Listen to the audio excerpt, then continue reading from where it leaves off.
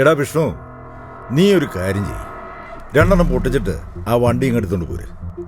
തൽക്കാലം നമ്മുടെ ആ ഗോഡവണെ കൊണ്ടിട്ടേര്. ആ ശരി. എടാ വിഷ്ണു വിളിക്കുകയാണെങ്കിൽ നീയും കൂടെ ഒന്ന് ഹെൽപ്പിന് ചെല്ലണം. ശരി സാർ. ആ ഇനി നിനക്കെന്താ പറയാനുള്ളത്? ചേട്ടാ, എനിക്ക് കുറച്ച് അവധി കൂടെ തരണം. അവധി? 50,000 രൂപ വാങ്ങിയിട്ട് മാസം 3 കഴിഞ്ഞു. പലിശയില്ല, വിളിച്ചാൽ ഫോൺ കൊടുക്കുകയല്ല. നീ എന്താ കരുതിയത്? നീ ജോജിയെ വെട്ടിച്ച് എത്ര നാൾ മുങ്ങി നടക്കും? ചേട്ടാ, ഒരു ബിസിനസ് ആവശ്യത്തിന് വേണ്ടി എടുത്താ. പക്ഷേ ഞാൻ വിചാരിച്ച പോലെ ഒന്നും കാര്യങ്ങൾ നടന്നില്ല. എന്നാ ഞാൻ വിചാരിച്ച പോലെ കാര്യങ്ങൾ നടന്നിരിക്കും. എനിക്ക് എന്റെ മുതലും പലിശ ഇന്ന് കിട്ടണം. ഇന്നോ? ചേട്ടാ, എൻ്റെ കയ്യിൽ പൈസ ഇല്ല. 1 മാസത്തെ അവധിതാ, അതിനുള്ളിൽ ഞാൻ അടച്ചു തീർത്തോളാം. നിനക്ക് ഞാൻ കാശ് തന്നതേ ഒന്നും കാണാതെയല്ല. നീ തന്നില്ലെങ്കിൽ നിന്റെ തന്തയുടെ കയ്യിൽ നിന്ന് ഞാൻ മേടിച്ചിരിക്കും.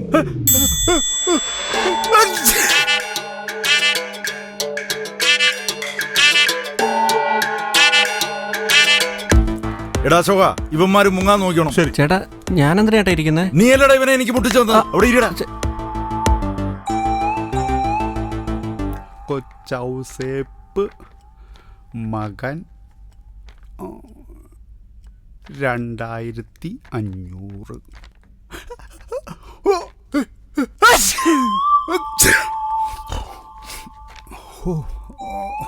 രാമൻകുട്ടി. ജലദോഷത്തിന്റെയാണോ? ഞാൻ തുളസിയിലിട്ട് വെള്ളം തിളപ്പിച്ചോണ്ട് വരട്ടെ? ഒന്നും വേണ്ട, ഇത് ജലദോഷത്തിന്റെ ഒന്നും അല്ല. പിന്നെ നിന്റെ മകനെ പിടിച്ചു നിർത്തി ആരോ തന്തയ്ക്ക് വിളിക്കുന്നതിന്റെ. അതുകൊണ്ടാ ഞാൻ തുമ്മി പണ്ടാറടങ്ങണത്. എങ്ങനെ? എന്റെ മോനോ? ആ അപ്പൊ നിങ്ങൾക്ക് ഈ കാര്യത്തിൽ ഉത്തരവാദിത്വം ഒന്നുമില്ലേ? ആ ആലോചിക്കേണ്ടി വരും. ഓ, 10ാം ക്ലാസ്സിൽ ഫുൾ A+ വാങ്ങിച്ചപ്പോ നിങ്ങൾ എന്തോ പറഞ്ഞത്? നിങ്ങളുടെ മോൻ. അതായത് നല്ല കാര്യങ്ങളൊക്കെ ചെയ്യുമ്പോ നിങ്ങളുടെ മോൻ, അല്ലെങ്കിൽ എന്റെ മോൻ. കൊള്ളാം. അപ്പൊ ഞാനാരുടെ മകന്? സോണി, മൂത്തവര് സംസാരിക്കുമ്പോ ഇടയിൽ കയറി സംസാരിക്കരുത് ഞാൻ പറഞ്ഞിട്ടുണ്ട്. ഓ ഉത്തരവേ. ഇമ്മാതിരി ചൊറിയനെ വർത്താനം പറഞ്ഞാലുണ്ടല്ലോ എന്റെ വായിലിട്ട് ഒന്ന് നിർത്തോ. നിങ്ങൾ ഈ ചായ അങ്ങനെ ഇപ്പൊ കുടിക്കണ്ട. ആഹാ, നിന്റെ അപ്പന്റെ ആങ്ങളമാരുടെ തനി സ്വഭാവ ആ മൂത്തവന് കിട്ടിയിരിക്കണം. കയ്യിലിരിക്കുന്ന കാശ് എങ്ങനെ നശിപ്പിക്കാം, കുടുംബം എങ്ങനെ കുട്ടിച്ചോറാക്കാം, ഇതൊക്കെ ആയിരുന്നല്ലോ നിന്റെ അപ്പന്റെ ആങ്ങളമാരുടെ സ്വഭാവം. ആ തനി ഗുണോദരം ആ മൂത്തവന് കിട്ടിയിട്ടുണ്ട്. എന്റെ വീട്ടുകാരുടെ ചരിത്രവും ഭൂമിശാസ്ത്രവും ഒന്നും നിങ്ങൾ അന്വേഷിക്കണം. നിങ്ങളുടെ കുടുംബ മഹാത്മ്യം എന്നെ കൊണ്ട് പറയിപ്പിക്കല്ലേ. ഒന്ന് നിർത്തുക രണ്ടുപേരും. ഉത്തരവേ. എന്റെ മമ്മി എത്ര നാളെ ഒരു പുതിയ ഫോൺ വാങ്ങിച്ചു തരാൻ പറഞ്ഞിട്ട്. എന്റെ തന്തയല്ലേ കുത്തിയിരിക്കുന്നത്. തൽക്കാലം നിന്റെ കാര്യത്തിൽ മാറ്റമൊന്നുമില്ല, അങ്ങോട്ട് ചോദിക്കും. പപ്പ എന്താടാ അതിനൊരു കുഴപ്പം? ഇത് ഭയങ്കര സ്ലോ ആന്നേ. ആഹാ, നിനക്കെന്താ ഇതിനു മാത്രം തിരക്കിട്ട് നോക്കാനുള്ളത്? ഒരു രേഷ്മ, ഒരു മഞ്ജു, പിന്നൊരുത്തിയുണ്ടല്ലോ ആ ഹണി. ഇവരെയല്ലേ സ്ഥിരം വിളിക്കുന്നത്. പിന്നെ ഇവളുമാരെ വിളിച്ചു കഴിഞ്ഞാ മിനിമം 2.5 മണിക്കൂർ കത്തി. നിന്റെ ഫോൺ ഇച്ചിരി സ്ലോ ആവുന്നതാ നല്ലത്. നീയും ഈ ഏഷ്യൻ പേരൻസ് എല്ലാം ഒരുപോലെയാ. ഒരു ഫ്രണ്ടിനോട് ഇച്ചിരി നേരം കൂടുതൽ സംസാരിച്ച അപ്പ തുടങ്ങും സംശയം. കഷ്ടമുണ്ട് കേട്ടോ. അല്ല, ഈ ഫ്രണ്ട് ഗേൾ ആവുമ്പോഴാണല്ലോ ഫോൺ സ്ലോ ആവുന്നത്. അപ്പോഴേ അമ്മ ആ ചിട്ടിക്കാരനോട് 1/4 മണിക്കൂർ സംസാരിക്കുന്നതോ? അത് പിന്നെ അവനെ എല്ലാ മാസം ചിട്ടി തരാന്ന് അവന് പറ്റിക്കുമല്ലേ. അവനെ വെറുതെ വിടാൻ പറ്റുമോ? അവനെ ചീത്ത വിളിക്കാനാ ഞാൻ വിളിക്കുന്നത്. 1/4 മണിക്കൂറൊക്കെ വിളിച്ച് ചീത്ത പറഞ്ഞ അവൻ താങ്ങോടി. അതിനി അവൻ വിളിക്കുമ്പോ ഞാൻ ചോദിക്കാം. ഇനി നീ ഇങ്ങനെ ചിട്ടി കൂടണ്ടാട്ടാ. ഇപ്പൊ സമാധാനമായല്ലോ. പപ്പ എനിക്കൊരു പുതിയ ഫോൺ വാങ്ങി തരുവോ? എന്റെ പൊന്നുമോനെ 2 വർഷത്തേക്ക് നിന്റെ സ്വപ്നം നടക്കുകയില്ല. 2 വർഷോ? ആ, നീ ഒന്ന് പോയിക്കേ. നിന്റെ ചേട്ടനെ കൂടി ഞാൻ പണ്ടാറടങ്ങിയിരിക്കുക അവിടെ. എനിക്കറിയാം എന്താ ചെയ്യേണ്ടതെന്ന്. കാണിച്ചു തരാം ഞാൻ. മോനെ അറിയാവുന്ന പണിയൊക്കെ ചെയ്താ മതി കേട്ടാ.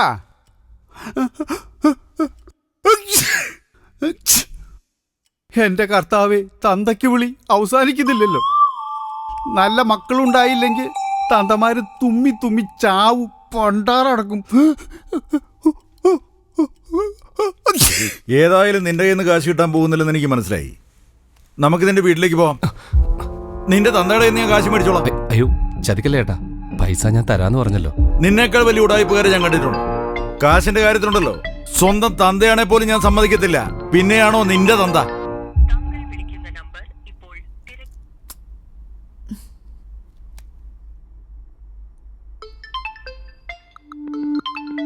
ഇത് കുറെ നേരം കിടന്ന് അടിക്കാൻ തുടങ്ങിയിട്ട് ആരാ കാമുകയാണോ? ഫോൺ എടുത്തോ, അല്ലെങ്കിൽ അവളെന്ത് വിചാരിക്കും? ഹലോ, നീ ഇതെവിടെയാ? എത്ര നേരമായി ഞാൻ വിളിക്കുന്നു. നീ എന്താ ഫോൺ കട്ട് ചെയ്യുന്നേ? ഞാൻ കുറച്ച് കഴിഞ്ഞിട്ട് തിരിച്ചു വിളിക്കാം, ഒരു മീറ്റിംഗിലാ. 5 പൈസ കയ്യിലില്ലെങ്കിലും കാമുകയുണ്ട്, സൊള്ളാനും കറങ്ങാനും കാശുണ്ട്. ഹലോ മോളെ, ഒരു കാര്യം പറയട്ടെ, ഇവനെ പോലെയുള്ള ഉടായ്പകളുടെ കൂടെ നടന്നുള്ള ജീവൻ നശിപ്പിക്കരുത് കേട്ടോ. ആരാ സംസാരിക്കുന്നെ?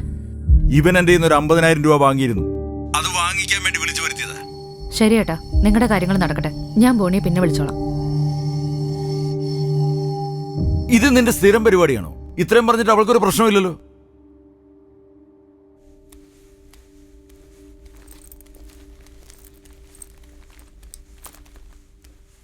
പപ്പ, എന്തായാലും ഞാനൊന്ന് പോയി നോക്കിയിട്ട് വരാം. നീ പോവാൻ തന്നെ തീരുമാനിച്ചോ? അതെ. നിന്റെ ഇഷ്ടം. അവൻ എത്രക്കാരനാണെന്ന് എനിക്കറിയില്ല, പക്ഷേ അമ്മയില്ലാത്തതിന്റെ ഒരു കുറവും വരുത്താതെ നിന്നെ വളർത്തിയത്, അത് ഓർമ്മ വേണം. പപ്പ വെറുതെ സെന്റി അടിക്കല്ലേ. രണ്ടാമത് കല്യാണം കഴിക്കാൻ പോയ ചരിത്രമൊക്കെ എനിക്കറിയാം, പക്ഷെ ഒന്നും നടന്നില്ലല്ലേ. സെന്റി ഏറ്റില്ല അല്ലേ? ഇല്ല. ഏതായാലും ഞാനൊരു അബദ്ധത്തിൽ പോയി ചാടില്ലെന്ന് പപ്പയ്ക്ക് അറിയാലോ. ആ ഒരു ധൈര്യം കൊണ്ടല്ലേ നിന്നെ ഒറ്റയ്ക്ക് വിടുന്നത്. പോയിട്ട് വാ മോളെ.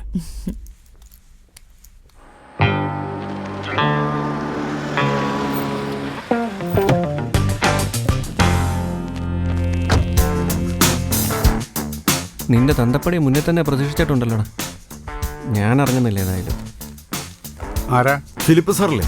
ഫിലിപ്പ് സാറല്ല, ഫിലിപ്പേട്ടൻ. അപ്പൊ പിന്നെ ഫിലിപ്പേട്ടാ, ആ, നിങ്ങളുടെ മകനുമായിട്ടാണ് ഞാൻ വന്നിരിക്കുന്നത്. ആഹാ, അവന്റെ ഫ്രണ്ടാ? ഫ്രണ്ട് ആയിരുന്നു, പക്ഷേ ഇപ്പൊ അല്ല. വളച്ചു കെട്ടാതെ കാര്യമുള്ളത് പറയാം. 50,000 രൂപ പലിശക്ക് എടുത്തിട്ട് ഇപ്പൊ പലിശയില്ല, മുതലുമില്ല. അതിന് ഞാൻ എന്നാ വേണം? എനിക്ക് എന്റെ കാശ് കിട്ടണം. കാശ് മേടിച്ചവനോട് പോയി തന്നെ മേടിക്കും. അവന്റെ ഇല്ലാത്തോണ്ടല്ലേ ഞാൻ ഇങ്ങോട്ട് വന്നത്. ഇങ്ങോട്ട് ഇറങ്ങടാ.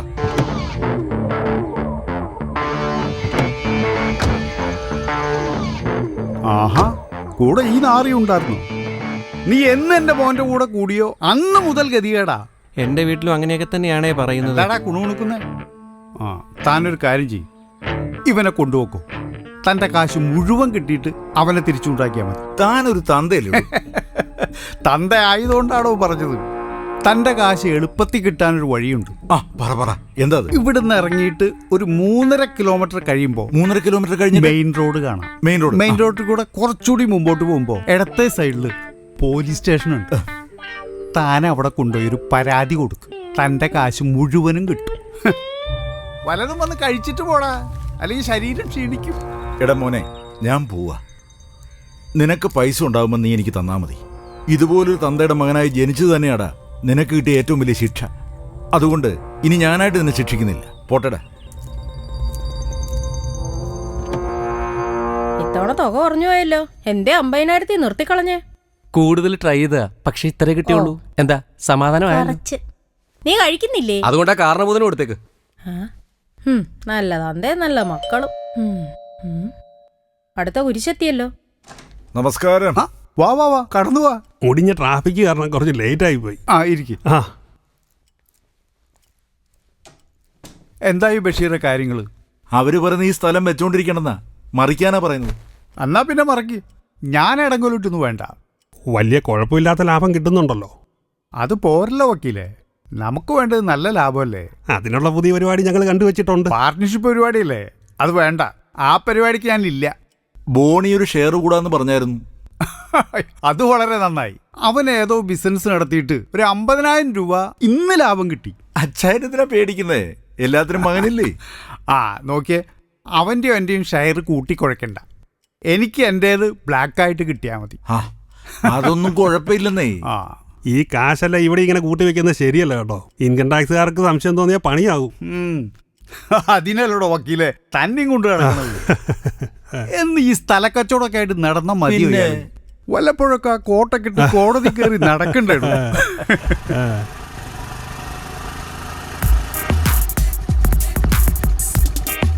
ഏത് മാരണാവപ്പോ വന്നിരിക്കണം.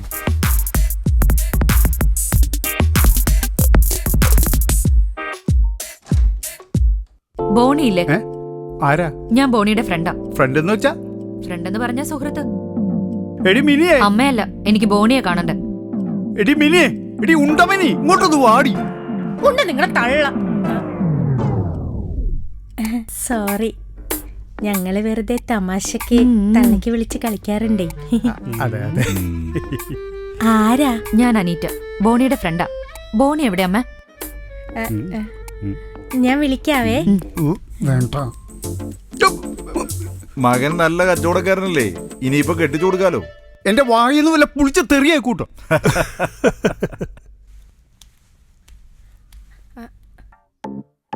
അല്ലെങ്കിൽ വേണ്ട, അവളിപ്പൊ അങ്ങനെ അവനെ കാണണ്ട.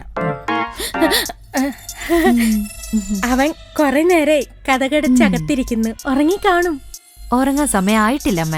എന്നാ ഞാൻ ഒന്നും കൂടെ വിളിച്ചു നോക്കാം. ബോണി, ബോണി, നീ ഉറങ്ങിക്കാണുമല്ലേ? കണ്ടോ, ഉറങ്ങി. അല്ലെങ്കിൽ ഇതിനു മുമ്പേ കഥ ഓർന്നേനെ. ബോണി, അനീറ്റ, ബോണി, ഇവളെന്താ ഇവിടെ? ബോണി.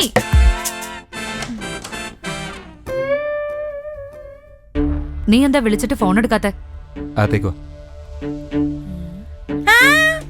കഥ കിടക്കണ്ട, എന്തേലും പറയാനുണ്ടെങ്കിൽ ഇവിടെ എന്ന് പറഞ്ഞാൽ മതി. അവളെന്റെ ഫ്രണ്ടാണ്. അതിന്? ഞങ്ങൾ കഥ അടച്ച് സംസാരിച്ച എന്താ പ്രശ്നം? പ്രശ്നമുണ്ട്. അമ്മ, ഞങ്ങൾക്കൊരു പ്രൈവസി വേണ്ടേ? കഥ കടച്ചിട്ടുള്ള ഒരു പ്രൈവസിയും വേണ്ട കേട്ടോ. എന്തൊരു കഷ്ടം. നിങ്ങളൊക്കെ ഏത് നൂറ്റാണ്ടിലെ ജീവിക്കുന്നേ? ദേ ബോണി, എന്റെ വായിന്നൊന്ന് കേക്കരുതേ. ഓ പിന്നെ, നീ വന്നേ. ഈശോയെ, എന്തോന്നാ നിങ്ങളിങ്ങനെ കുന്നം മുഴിയോ വിലക്കുന്നേ? പിന്നെ ഞാൻ ഉണ്ട പിഴുകാം. ഉണ്ടാ വരും.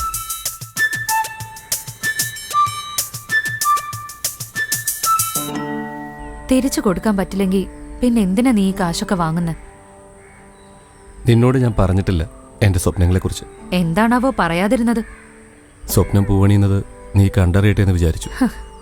അത് നന്നായി. പോയിടുന്നതിന് മുമ്പ് ഒന്ന് പറയാൻ പറ്റുമോ? എന്താടാ, നാവിറങ്ങിപ്പോയോ? വാടാ, നമുക്ക് ഒരുമിച്ചിട്ട് സംസാരിക്കാം.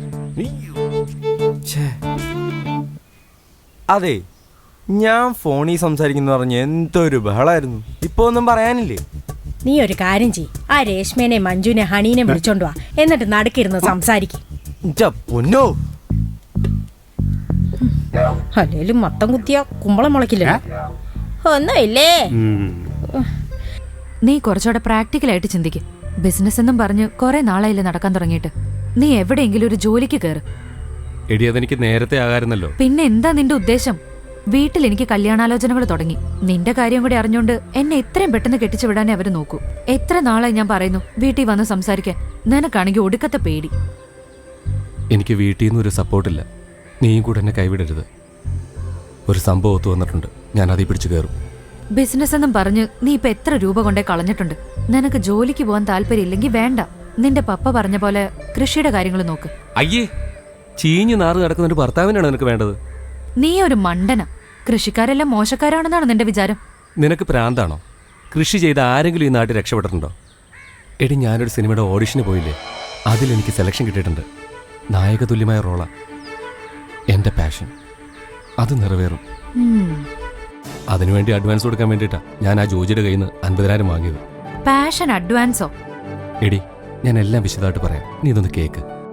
അച്ഛനാണത്രേ അച്ഛൻ. നിങ്ങളോട് എനിക്ക് പുച്ഛമാണ്. ഞാൻ പട്ടിണി കിടന്നിട്ടുണ്ട്. കേറി കിടക്കാൻ ഇടവില്ലാതെ ഞാൻ അലഞ്ഞിട്ടുണ്ട്. അന്ന് എന്നെ സഹായിച്ചത് തങ്കപ്പൻ ചേട്ടനാ. എനിക്കിപ്പോ ഒരു നല്ല കാലം വന്നപ്പോ മകനെന്ന് വിളിച്ച് വന്നിരിക്കുന്നു. എനിക്കിങ്ങനൊരു അച്ഛനില്ല. കടന്നു പോ എന്റെ മുമ്പിൽ നിന്ന്. കൊള്ളാം, കൺഗ്രാജുലേഷൻ. Thank you sir. അപ്പനോട് നല്ല ദേഷ്യമുണ്ടല്ലേ? അതെ, പെർഫോമൻസ് കണ്ടപ്പോൾ മനസ്സിലായി. അപ്പോൾ വാ, നമുക്ക് കാര്യങ്ങൾ സംസാരിക്കാം. സിനിമയെ സംബന്ധിച്ച് 10 ലക്ഷം രൂപ എന്ന് പറഞ്ഞാൽ അതൊരു ചെറിയ എമൗണ്ട് അല്ലേ? നിങ്ങളെപ്പോലുള്ള പുതുമുഖങ്ങളെ വെച്ച് സിനിമ എടുക്കുന്നത് റിസ്ക് ആണെന്നറിയാലോ. പിന്നെ ഈ സിനിമയിലെ തനിക്ക് നായക തുല്യമായ റോളാണ്. വേറെ എവിടെയാണെങ്കിലും ഇതിനേക്കാൾ കൂടുതൽ കാശ് നിങ്ങളോട് ചോദിക്കും. പിന്നെ അടുത്ത സിനിമ മുതൽ നിങ്ങൾക്ക് ഇങ്ങോട്ട് കാശ് വാങ്ങി അഭിനയിക്കാമല്ലോ. എന്നാലും 10 ലക്ഷം രൂപ എന്നൊക്കെ പറയുമ്പോൾ 20-25 തരാൻ ആൾക്കാർ ക്യൂ നിൽക്കുക. മലയാള സിനിമയിൽ നാളെ നിങ്ങളൊരു സൂപ്പർ സ്റ്റാർ ആവില്ലെന്ന് ആര് കണ്ടു? ആലോചിച്ച് നോക്ക്. 10 ലക്ഷം രൂപ കൊടുത്തിട്ട് ആ റോൾ ചെയ്യണം. അതിന് കാശുണ്ടാക്കാനുള്ള ഓട്ടത്തിലാണ് ഞാൻ. ഈ ഓട്ടത്തിനിടയിലെ എന്റെ വീട്ടിൽ വന്നൊന്ന് സംസാരിക്കണം. അല്ലെങ്കിൽ എന്നെ അങ്ങ് ആരെങ്കിലും കെട്ടിക്കൊണ്ടുപോകും. ഒരു പരിധി കൂടുതലൊന്നും എനിക്ക് പിടിച്ചേക്കാൻ പറ്റില്ല. അവസാനം ഞാൻ തേച്ചിട്ട് പോയെന്ന് പറയരുത്. അവന്റെ ഒരു സിനിമ. എടാ, ഈ പെണ്ണുങ്ങളുടെ കാര്യമൊന്നും പറയാൻ പറ്റത്തില്ല കേട്ടോ. അവർ ചിലപ്പോൾ തേച്ചിട്ടങ്ങ് പോകും. അപ്പൊ പിന്നെ ഞാൻ എന്താ ചെയ്യണ്ടേ? അനീറ്റ നിന്നോട് പറഞ്ഞ് വീട്ടിൽ ചെന്ന് സംസാരിക്കാനല്ലേ? നീ ചെന്ന് സംസാരിക്കേ. ആ കൂട്ടത്തിലേ സ്ത്രീധനത്തിൻ്റെ അഡ്വാൻസ് ആയിട്ട് കുറച്ച് കാശും കൂടി അങ്ങ് വാങ്ങിക്കേ. അത് മോശമല്ലടാ. ഓ, ഇങ്ങനെയൊക്കെ ചിന്തിച്ചാണ്ടല്ലോ നീ ഒന്നും ജീവിതത്തിൽ രക്ഷപ്പെടത്തില്ല. എന്നാ ചോദിക്കാല്ലേ? ആ, ചോദിക്കുമ്പോൾ നീ ഒരു 10 ലക്ഷം തികച്ചങ്ങ് ചോദിച്ചു. ഒരു 50,000 രൂപ എനിക്കും ആവശ്യമുണ്ട്. പെരക്ക് തീ പിടിക്കുമ്പോ വാഴ മാത്രമല്ല വാഴക്കൊലയും വെട്ടണോ അല്ലടാ? കൊലയില്ലാതെ എന്ത് വാഴ? ആ ബോണി വാ. ആ.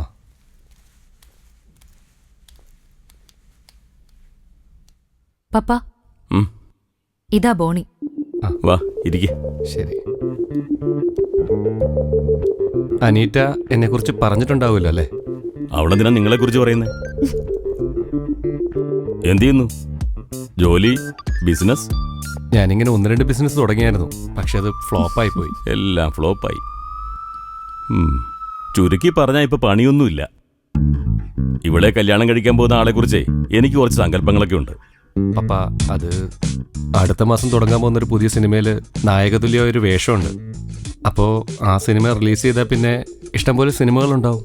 ഇപ്പൊ തന്നെ ഇഷ്ടംപോലെ സിനിമകൾ വരുന്നുണ്ടല്ലോ. അല്ല, എൻ്റെ സിനിമയാണ്. ആ, അപ്പൊ മലയാള സിനിമയുടെ കാര്യത്തിലും ഒരു തീരുമാനമായി. പപ്പ, ഇതൊരു പാൻ ഇന്ത്യ സിനിമയാണ്. അനീറ്റയ്ക്കെല്ലാം അറിയാം. എനിക്കങ്ങനെ എല്ലാ കാര്യങ്ങളൊന്നും അറിയില്ല പപ്പ. പിന്നെ എനിക്ക് ഈ സിനിമയിൽ അഭിനയിക്കണമെങ്കിൽ പപ്പയുടെ ഒരു സഹായം കൂടി വേണം. What you mean? അത് പിന്നെ പപ്പ, പറയേ. നായകതുല്യമായ റോൾ ചെയ്യണമെങ്കിൽ അവർക്കൊരു 10 ലക്ഷം രൂപ കൊടുക്കണം. അതിനെനിക്ക് പപ്പയുടെ ഒരു സഹായം വേണം. ഞാൻ അനീറ്റയെ കിട്ടുമ്പോൾ എന്തായാലും പപ്പ എനിക്ക് ശ്രീധരൻ തരുന്നുണ്ടാവുമല്ലോ. അതിൽ നിന്നൊരു 10 ലക്ഷം രൂപ എനിക്ക് കിട്ടിയാൽ അത് അവർക്ക് കൊടുത്തിട്ട് എനിക്ക് ആ റോൾ ചെയ്യാമല്ലോ. ഒരു സിനിമാ നടന്റെ ഭാര്യ എന്ന് പറയുന്നത് അനീറ്റയ്ക്കും ഗമയല്ലേ? പപ്പയ്ക്ക് അത് അഡ്രസ് ചെയ്ത് പറയാമല്ലോ, എന്റെ മരുമകൻ ഒരു സൂപ്പർ സ്റ്റാർ ആണെന്ന്. എണീക്കടാ. നിനക്ക് നാണുണ്ടോ എന്റെ പപ്പയോട് ഇങ്ങനെ സംസാരിക്കാൻ? നിനക്ക് എന്ത് കണ്ടിട്ട് എന്റെ പപ്പ 10 ലക്ഷം രൂപ സ്ത്രീധനം തരണ്ടേ? എന്നാ ഞാൻ പോട്ടെ പോട്ടെ. ഇറങ്ങി പോടാ. കൺഗ്രാറ്റുലേഷൻസ്, നീ ആടി എന്റെ മോള്.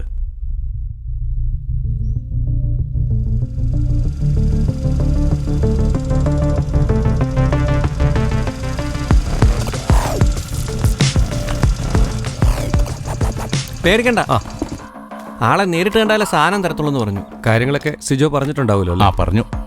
പിടിച്ചുപറി, കൊലപാതകം, പീഡനം, തട്ടിക്കൊണ്ടുപോകൽ, ഈ പരിപാടികളൊന്നും ഇതുകൊണ്ട് ഉപയോഗിക്കരുത്. അയ്യോ ചേട്ടാ, അതിനൊന്നുമല്ല. അതെ, 5 തുള്ളി പഞ്ഞിയിൽ മുക്കി മൂക്കിനടുത്തെത്തിക്കണം. അതിൽ കൂടരുത്, കൂടിപ്പോയാ വള്ളിയാവും. ഇല്ല ചേട്ടാ, തന്തക്കിട്ടൊരു പണി കൊടുക്കാന്നല്ലേ പറഞ്ഞേ? അതെ. അതുകൊണ്ട് മാത്രം ഇത് തരുന്നേ. അപ്പൊ ചേട്ടനും തുല്യ ദുഃഖിതനാണ്. അതുകൊണ്ടല്ലേ ഇവൻ തന്തക്കിട്ട് പണി കൊടുക്കണം എന്ന് പറയുമ്പോൾ സാധനം കൊണ്ട് എത്തിച്ചത്.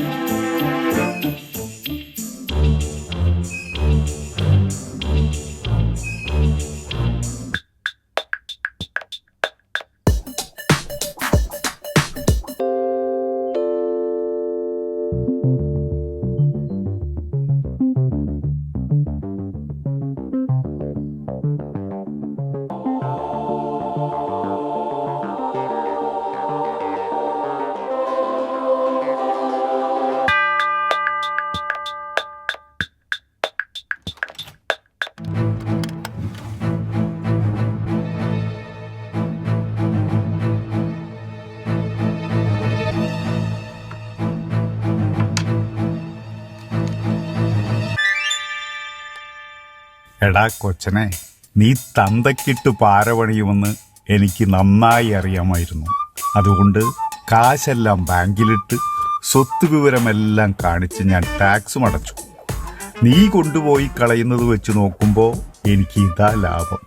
ഉഡായിപ്പ് നിർത്തി പണിയെടുത്ത് ജീവിക്കാൻ നോക്കടാ.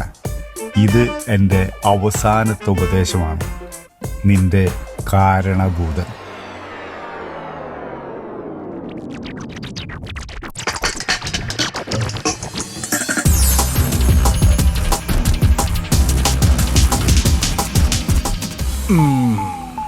ഫിലിപ്പിയേട്ടൻ്റെ ടൈം നല്ല ബെസ്റ്റ് ടൈമാണ്. നല്ല സമയത്താ സ്ഥലം നോക്കാൻ വന്നത്. കർത്താവങ്ങളുടെ സ്ത്രീകളിൽ അങ്ങനെ ചെയ്യപ്പെട്ടാവുന്നു. നീ എവിടെ നോക്കിയിരിക്ക? പപ്പ, മമ്മി, എന്താ? ഞാൻ ഒരു കാര്യം പറയട്ടെ, ആരും ഞെട്ടരുത്. എന്താടാ? ഇന്ന് ഇവിടെ ഉടായ്പ നടക്കും. എന്താ ഉടായിപ്പോ? എന്റെ കൂട്ടുകാരന്റെ ചേട്ടൻ ജില്ലാശുപത്രിയിൽ സ്റ്റോർ കീപ്പറാ. അയാള് പറഞ്ഞപ്പോഴാ കാര്യം അറിഞ്ഞു.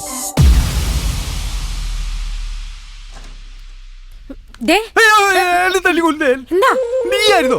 ആ, നിങ്ങളൊന്ന് വേഗം വന്നേ. എന്താ നിന്റെ അപ്പൻ ചത്തോ? അയ്യടാ, അങ്ങനെ ഇപ്പൊ സന്തോഷിക്കണ്ട. വന്നേ, ആ മുണ്ടൊക്കെ നേരെ ചൊവ്വ ഒന്ന് ഉടുത്തേ. നാട്ടുകാരെ ഇനി കാണിക്കണ്ട. പിന്നെ നാട്ടുകാർ കാണാൻ നിൽക്കല്ലോ ഈ സാധനമൊക്കെ. വേഗം ഓ.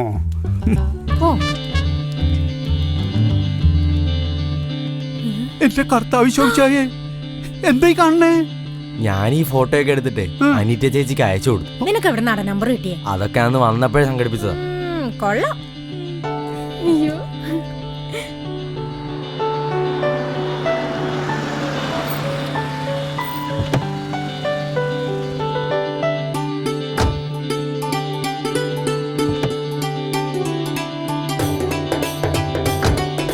എടി, നമ്മുടെ മോന് ബുദ്ധി വെച്ചു കൊടുക്കി. എങ്ങനെ? നമ്മുടെ മോനാ? പോടി ഉണ്ട്.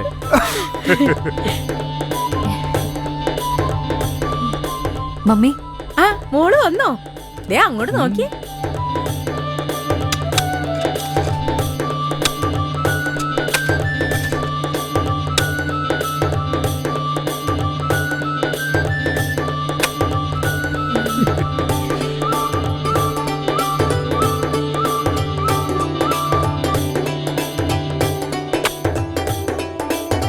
ബോണി,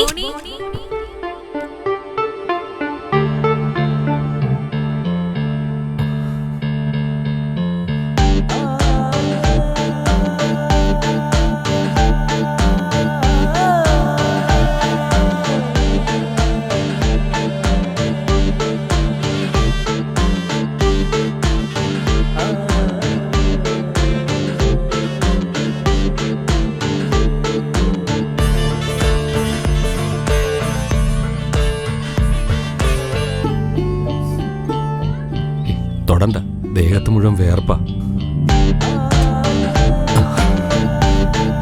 അയ്യേ, പരിസരബോധം ഇല്ലാത്ത കുട്ടികള്. പുതിയ തലമുറയല്ലേ. നമുക്കൊന്നും കാണാതെ കിട്ടാ. നീ വന്നേ, വാന്നേ, നമുക്ക് കല്യാണം പുറത്തുണ്ടേ.